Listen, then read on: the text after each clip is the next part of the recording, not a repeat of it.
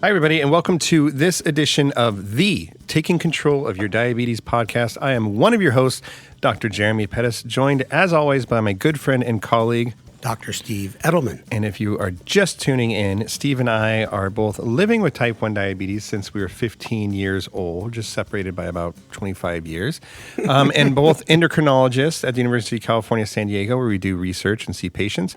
And then, of course, Steve founded Taking Control of Your Diabetes in 1995 to empower and educate all of us living with diabetes to take control of our diabetes. So welcome to the podcast. And this episode today is kind of broadly on diabetes technology with a specific focus on kind of the new insulin pump, what we call hybrid closed loop systems, primarily for people with type 1 diabetes, but also could be for type 2. And this is such an important topic because we say this all the time on this podcast, but things are changing so quickly. And especially with technology, we were just musing that we could easily do this, podcast once a month and have some kind of very valid update on this topic because things are changing so rapidly. So Steve, say hi and then introduce our extremely special guest. Yes, Yeah. Thank you. Yeah. Well, hello. Welcome, everybody. Well, today, we're talking about technology, and we have David Ahn with us. And David, just like yourself, Jeremy, did his specialty training at UCSD and did his fellowship with us. And that was way back 10 years ago. And David always had an interest in technology. Mm-hmm. And he even helped TCOID get our first technology blog. And now is in practice in Orange County at Hoag. And now is pretty much an international expert on technology. And although he doesn't have type 1, he seems to know. I didn't know that. He doesn't look like a type 1, that's for sure. And we're glad to have him here today to talk about CGMs and their partner device, the insulin pumps, to develop a hybrid closed loop. And there's a lot of advances. So, David, why don't you say hi and we'll start? Yeah, so thank you for having me on the podcast. I'm an adult endocrinologist, chief of diabetes services at Hoag Hospital in Newport Beach, California. I've been really blessed in my career, really passionate about diabetes technology, have some social media accounts, and it's been really fun. Yeah. You're chief of one, right? You're the only person in your division? Essentially. Thanks, Steve.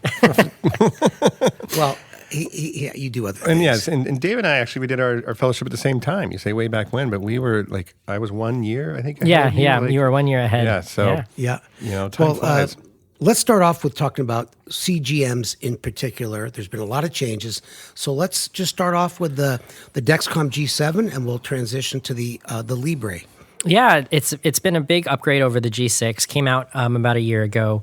It has a much more convenient form factor, all in one piece. There's no separate transmitter anymore. It has a 12-hour grace period, 30-minute warm-up, so it's just pretty awesome.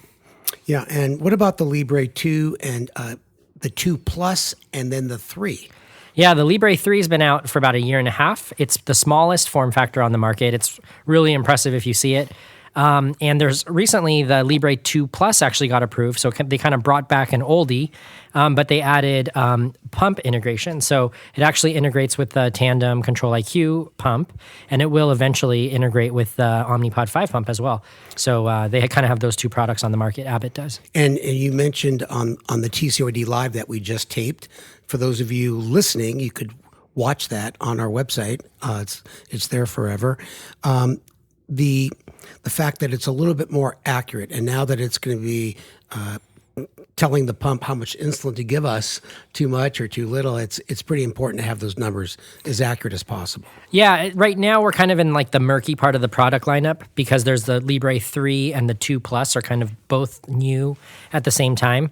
The 2 Plus is a little bit more accurate. It doesn't have interference from vitamin C like the Libre 3 does. But the Libre 3 Plus will probably be out by the end of the year. And that will once that's out, I think the Libre 3 will go by the wayside and everybody will all the Abbott users will be on the Libre 3 Plus. But you don't have to swipe the 2 Plus. Correct. So even though the 2 requires swiping, the 2 Plus does not if you're using automated insulin delivery. And it's a big deal because, again, as we were talking about, This represents the first time that a pump can have multiple CGM options. It historically has been, if you want to use this system, you have to use this sensor. And there might be times where somebody can't use a particular sensor. They might have issues with the adhesive or whatever it might be. So moving towards, in general, the concept that, these things don't always have to be locked in, that you pick your pump, you pick your CGM, and you get on kind of the best system for you. So maybe talk a little bit about that, like evolution, how that's happening. Yeah, it's a really exciting time. Like you just mentioned, the Tandem pump is the first to actually integrate with two different competitor sensors. It integrates with the G6 from Dexcom, the G7 from Dexcom, and the Libre 2 Plus from Abbott. And that's really exciting because certain sensors don't work for certain people. They have preferences. And also maybe your preferences change change over time. I feel like we're kind of hitting this era where CGM is almost going to be like your watch or your shoes, where you might have your daily driver, your go-to, but that doesn't mean you can't swap it out for a special occasion. Or maybe over the summer, you're going to be swimming more, so you want to switch to an Eversense, or traveling and you want less supplies, or, you're not tied to one specific product. You can change it every prescription. Yeah, so I think we'll save the Medtronic sensor for when we talk about the Medtronic pump. But the other sensor we should definitely mention is the Eversense. And we've talked about that a bit at TCOID and actually filmed with David. David came down and actually did the implant in Steve's arm. So you can see that on our video vault. But essentially, this is a small little sensor that is implanted in somebody's kind of upper arm, and it can stay there for 6 months now. They're trying to get it to up to a year. You still have to wear a little patch over it that transmits the data, but this is a great option, again, if somebody doesn't want to have this thing kind of showing all the time, if they have adhesive issues. It does not integrate with any pumps yet, but hopefully that's coming soon. So anything you want to say, guys, about that particular sensor? Yeah, that was good, Jeremy. You got that down. It currently you have to calibrate it once a day, and they're working on once a week calibration, and it would last 1 year. And it uses a different technology than the other sensors, so you don't get compression lows, and so it's got a different form factor. And this is for people who don't want to deal with prescription refills, the pump, the patch CGM falling off, and having to get another one. So it comes down to choice. And like you said, some people that are more athletic may be interested, but it's just an individual thing. So yeah, they're catching up on the connectability with insulin pumps as well. I'd say on the backdrop of all of this is just a recognition by providers, by people in academia, by payers that CGM matters. And it doesn't necessarily mean that you have to be on insulin, but for all people with diabetes, we're moving towards this is just the way that we measure blood sugars. And I always talk about, Steve, when we first started talking about CGM at TCOID, that people couldn't get it. Even type 1s, it was so difficult to get on it. There was a lot of anger. Now it's Medicare is saying as long as you're on some form of insulin, it can just be basal insulin, you can get it. But I would say it's not that far off that it's going to be people on just pills and such, that we just get it out there to more people. Yeah. Well, on a side note, David, I saw in some of your notes for our TCOD Live, you said that people with type 1 are pissed that non-diabetics are using these devices now, and for weight loss programs, all kinds of other issues. What? Give us a one-liner on that. Yeah, I think it's been a real match point or kind of point of frustration for patients online that I've seen. A lot of people get really upset. I think it's kind of like, why are you taking this thing that is like my medical disease that I'm like, it's my burden, and why are you kind of making it cool? Maybe it's a little bit of like an appropriation argument. Maybe as someone without type 1 diabetes, I'm not as sensitive to that. I think sometimes when I hear that kind of sentiment expressed online, I almost feel like it's like the hipsters when your like favorite band becomes popular, or when your like team wins a Super Bowl and like everybody else wants to be a fan and jump on the bandwagon. I think I do think there's a little bit of that. It's like, this was our one cool thing. Why are you taking it away from us? Yeah. But I'm curious maybe your guys' perspective is different. We haven't talked about this at all. Like, for me, if people, are paying for it, it's not like they're stealing it from people with diabetes. If they want to use it for whatever they're doing, that's fine. I will say I get irked a little bit when we have people, God bless them, without diabetes that try a CGM just to see what it's like.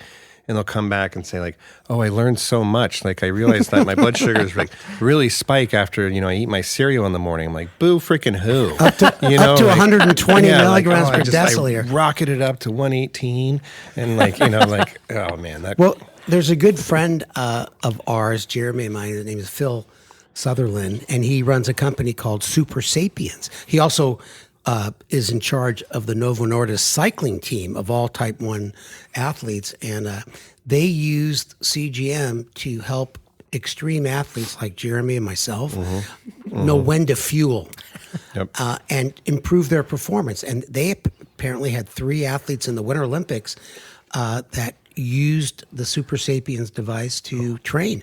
So that is ongoing. And they're going to transition to helping people with pre-diabetes. And that makes sense because you can really change your behavior looking at the data from a CGM. So, yeah, as long as there's not a shortage, let's not talk about Ozempic and people hoarding that. That's a whole different category. Stop talking about those losers without diabetes. Let's get back to the real topic here. So CGM's important. There's options. Yeah. So let's go into now these hybrid closed loop systems. And you'll hear AID for automated insulin delivery or hybrid closed loop. It always means these systems that are starting to automate insulin delivery based on what your CGM is saying. And there's really 4 devices that we have now that these really kind of come out in the last couple years, So it started with Tandem. We're going to go through these one by one, but Tandem Control IQ. Then we had the Omnipod 5. Then we had the iLet, and now we have the new Medtronic 780G, and they all have their advantages and disadvantages. And we should kind of say that off the top, that people, it's maybe one of the number one questions I get, what's the best pump? And that's about a 45-minute answer because they all do a good job in controlling your blood sugars. So it becomes less about what's best for my blood sugars and more about how does it interface with my phone or not? Do I want to have tubing or not? More kind of these quality of life types of things and less about the blood sugars. And I think that's good news. It's just that they're all doing really well and you just you have choices. Yeah. And I would say as someone that is in clinic seeing patients like both you, David, and Jeremy, that it has changed clinic 500%. So, I had clinic this past Tuesday. I had residents there in training, and every single patient was on a hybrid closed loop. Every single patient had time and range well above 70, and very importantly, very little lows. And in the olden days, when you guys were fellows, we see a type 1 with a good A1C. They had tons of lows. And it is really, to the outside observer, pretty boring. We talk about their favorite Peloton instructor and what their family's doing. I've seen these patients for a long time, but you have to admit it has really improved the care of people with type 1. Mm-hmm. I mean, because any difficult patient you just send to me, and you just keep all the easy peasy ones. So maybe David, talk about the Tandem and specifically with like a note on, why somebody might choose this. What are some of the advantages you think of that particular system? Yeah, the Control IQ algorithm, which powers the Tandem pump, there are a couple benefits that are unique to it. So first off is it does give auto correction boluses, whereas some of the other systems do not. And so what happens is every hour it will give you, if it detects that you're running high and projects that you're going to be too high, it will give 60% of a calculated correction bolus. And I think that can be really, really helpful for people that tend to struggle with carb counting or making sure they're taking enough insulin, or just people that forget to bolus, because that happens all the time. And so I think that's really nice. Kind of along those lines, it also is the most straightforward algorithm in the sense that they're pretty public about how it thinks and how it works. So if you're the type of person who likes to do little things around the edges, like take a Frezza on top or, do shots in addition, there are kind of ways you can tweak the algorithm a little bit or kind of work around the edges, like I said, to get tighter control. So those are the things that I like about it. Also, it's the only pump that has smartphone bolus capabilities. So you can actually give yourself mealtime or correction boluses using your smartphone. Now, Omnipod should have that really shortly, but as of today, only available on Tandem. And it holds 300 units. And I know you, Jeremy, you like the touchscreen part of it as well. Yeah, I like the rapid bolus button, the silver button that you can use to do kind of a rapid bolus that many people don't actually know about, but they find that really easy. And we mentioned it integrates with multiple CGMs, which is nice. You mentioned the cell phone, and so a good option. But tell us about the Mobi, which is another Tandem product. And so how is that a spin on how are they different? Yeah, so it's really exciting. The Mobi just came out, or it's just available now, and it's essentially what I call like the Tandem Mini, right? So if you think back to the iPhone Mini or the iPod Nano or whatever, it's basically a really tiny version of a Tandem pump. There's no screen, and it's about the size of maybe like an AirPods case, and it's fully controlled by a smartphone. There is a silver quick bolus feature button, so you'll like that, Jeremy. And it's so small that you can actually wear it on the body. So there's an option where you can get an adhesive sleeve that it can slide into and just be worn directly on the body. It does have tubing, but it's very short. There's a 6-inch tubing set that you can use as an option. So for people that do like to keep it on the body, or maybe like in a bra or something like that, you can still kind of have it with very little tubing. And it kind of has close to a tubeless feeling to it. So it's kind of like the more mobile version or the more maybe sporty version, hence the name Tandem Mobi. So if you don't already know, TCOID is guided by the belief that every person living with diabetes has the right to live a healthy, happy, and productive life, which is why all of our content is free to everyone around the world, and it always will be. If you want to help us continue to educate and motivate people living with diabetes and their loved ones, please consider liking, sharing, commenting, or subscribing to our content wherever you may find it, including our website, tcoid.org. Thanks so much.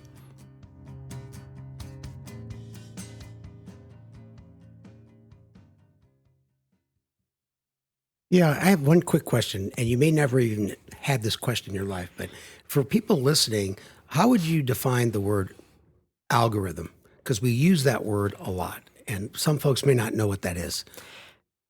So an algorithm is a word that, I think people use it a lot these days. But it basically is the programming that the engineers have put in to help the brain behind these systems make decisions. So in the end, all these systems are doing is essentially running a program or a calculation, frequently, right? Every minute, it might be looking at your CGM and projecting where your blood sugar is going to be. And what it decides to do in response is programmed in by the developers. And so that algorithm is basically dictating how it responds and how it decides to give you more insulin, less insulin, and so on and so forth.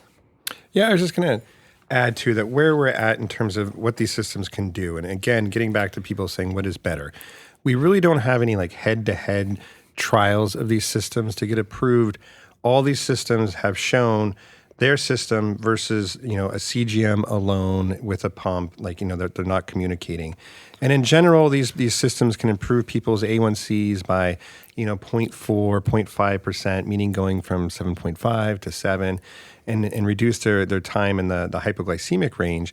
And that's important context to know. A lot of people will still think, well, just put me on this system and I don't have to do anything. You still have to interact with these systems. They can still definitely help. But this isn't diabetes has been cured by any, stretch of the imagination. So being realistic with your expectations, knowing what you're getting into is helpful.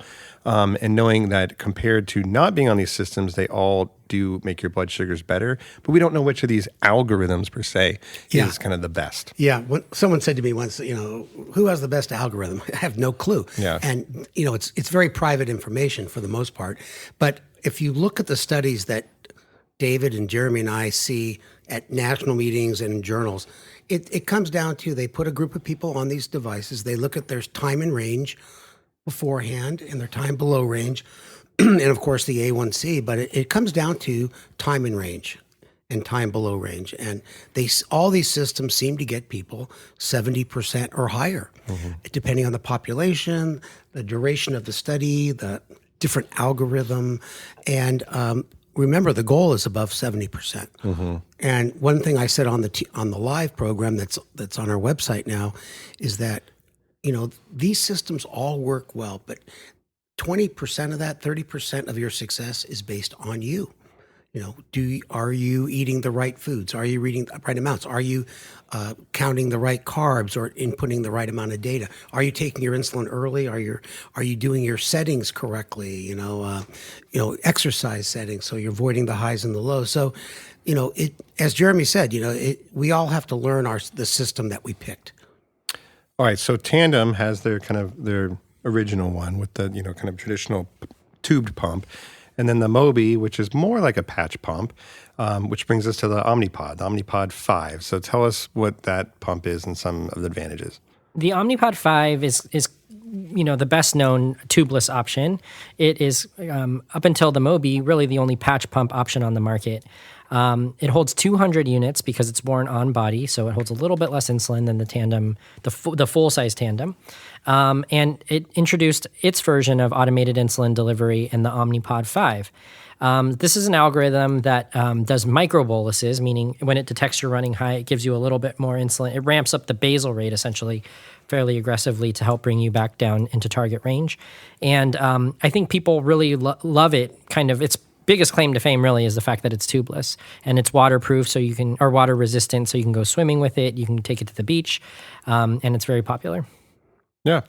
Well, yeah, it's interesting that all these algorithms are different, and I know the Omnipod relies heavily on how much insulin you're using in the last 5 days, but heavily weighted on the last 1 or 2 days. And that's very important on how aggressive the algorithm is. So it's constantly learning how much insulin you need. And also there are other settings that are extremely important. So yeah, every pod itself has the little microchip in the computer in it. It seems like a shame you got to throw it out every 80 hours, which is 3 days plus 8 hours. But it's a different form factor. It doesn't hold as much, as you said. And you have to control it with a device that is like a defunct Android phone, but soon it'll be hooked up to the iPhone. Well, that is important. Maybe we could talk about that now, these settings that people will say, well, if it's always adjusting my basal rate or giving me these micro, boluses, do I have to put in a basal rate? Do I have to put in a carb ratio, sensitivity factor? And how do you explain that, David? Or do you just kind of wait until somebody picks a pump and then go through that, or what? Yeah, I think each system does require a little bit of a different approach. So it does kind of originate, I think, from where a patient starts in terms of their pump. But I think a lot of it also depends on their making sure their baseline settings are right? You want to have a decent sense of what your true basal requirement is. You want to have a decent sense of what your carb ratio and correction factor is on pen therapy, because that serves as a really good anchor point and starting point. Now, you may tweak it. You may make your carb ratios or sensitivity factors more aggressive, especially on Omnipod 5. That tends to help. But I think oftentimes a lot of patients don't even know what their baseline basal rate is, and it really helps to have some understanding of what your baseline settings are. Yeah, that's a great point, because when someone transitions to a pump, the best thing to do for them first is to get them well adjusted on their multiple daily injection regimen. Make sure on the right basal and the bolus. And I know with the 780G, when I tried it, giving them the total insulin that I would use per day on average was extremely important on a way to get going on the system. All right, so marching through Omnipod, tubeless, great for people, different reasons, people in the water, like whatever. It's just nice not to have tubing. Next, we have the iLet, which is probably the most different in terms of the algorithm, I suppose. We keep using that word now. So, David, tell us about what the iLet is and what it does. Right. The iLet is kind of the most, by design, it requires the least amount of input.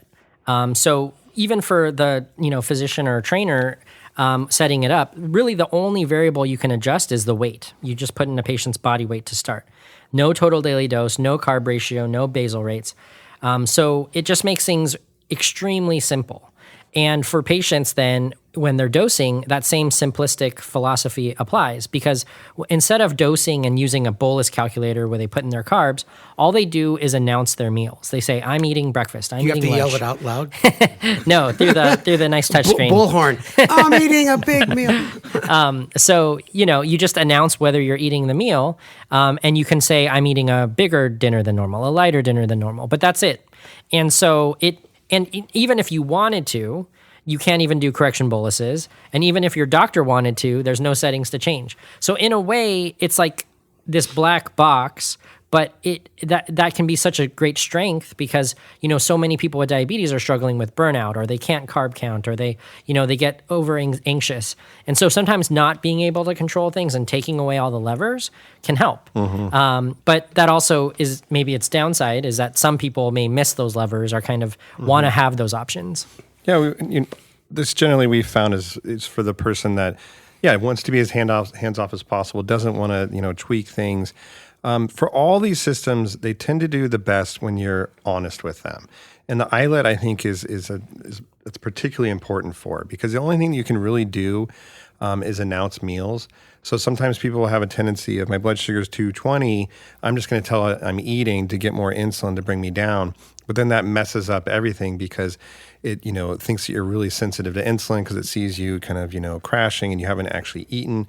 And then you're kind of, trying to play catch up. So the more that you can just, for all these systems, enter your meal or your carbs and then kind of let it do its thing as much as possible, it tends to do better. But that takes, patience, and it can be, frustrating. So just something to keep in mind too. It's like having a partner always be honest. Because your relationship will work better. But just to give the listeners an idea of the settings that people have to think about on hybrid closed loop systems, other than the iLet, you ready for this?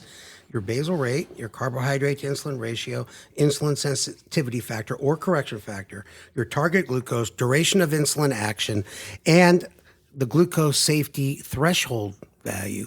And there's probably more.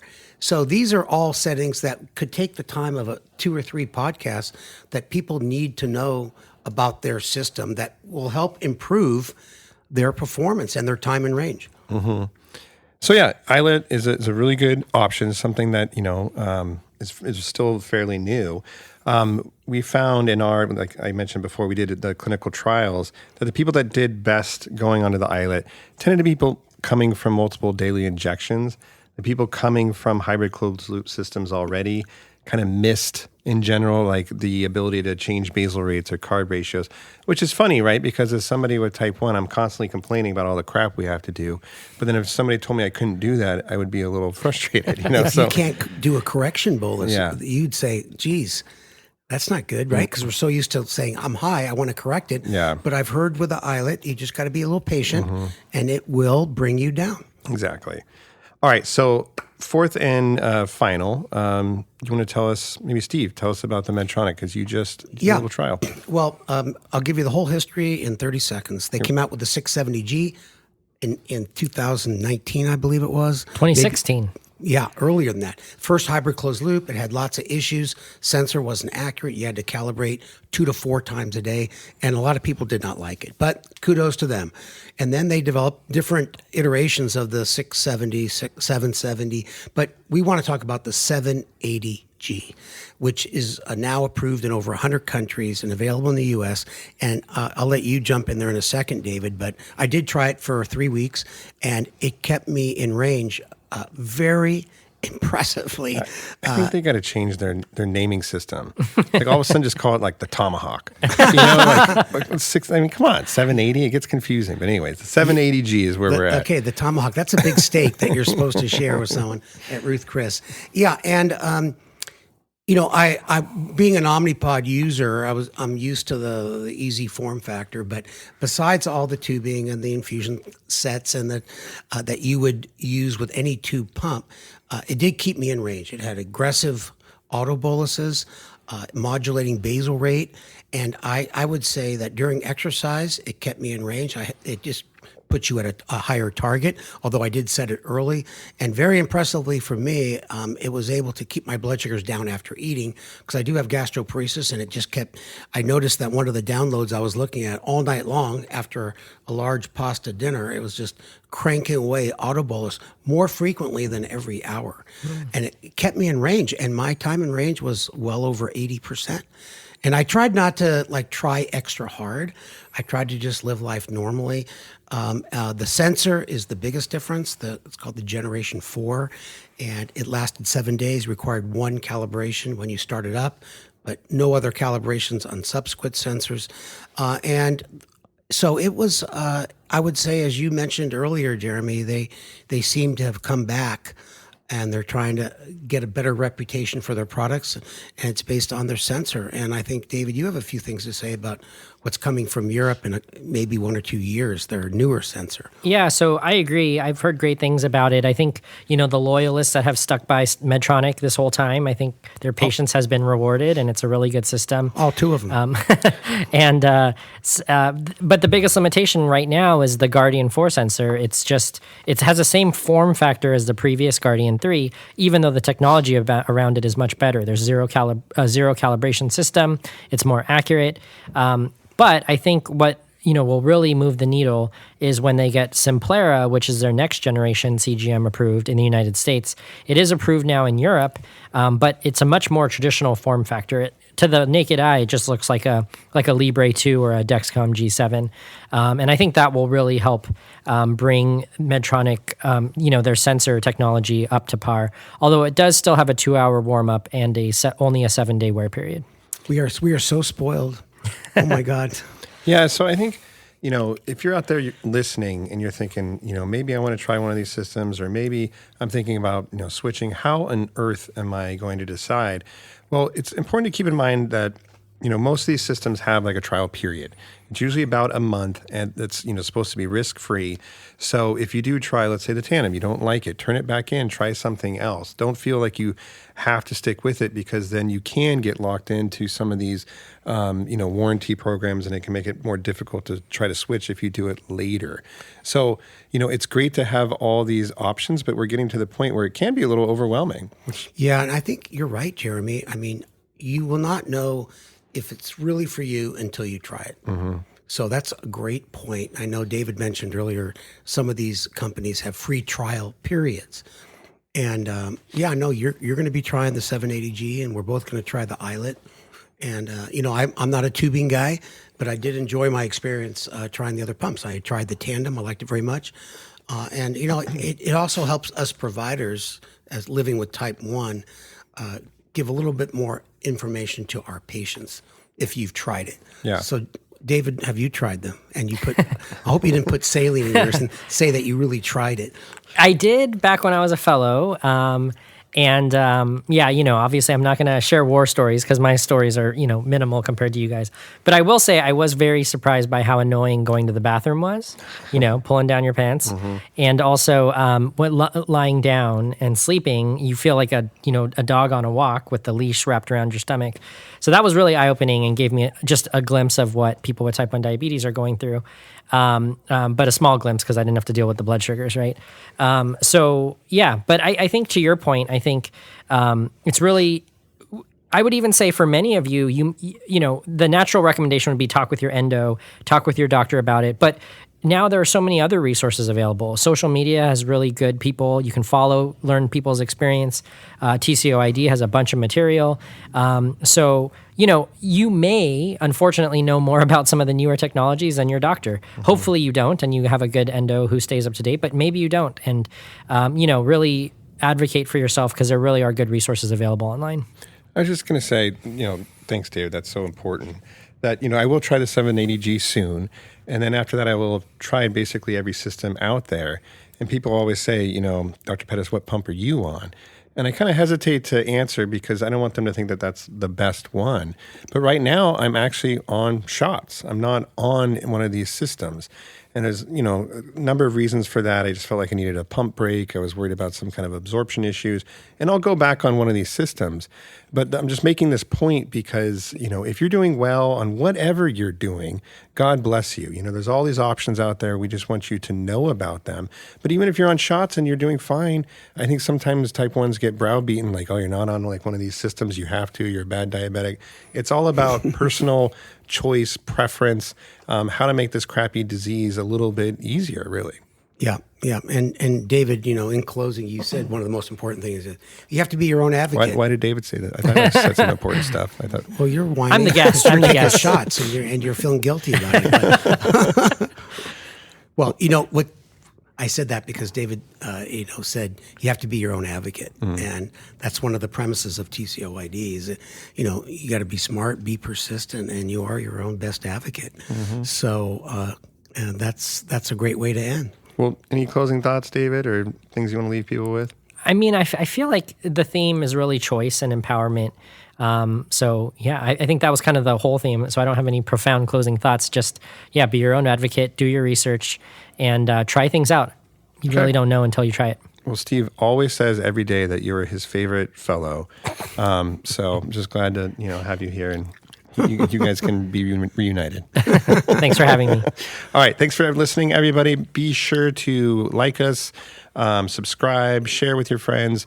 Again, we do this completely for free, so we rely on you to spread the good word of what we're doing here at TCOYD. So thanks for listening. Thanks, everybody. Thanks, David. Thanks for having me.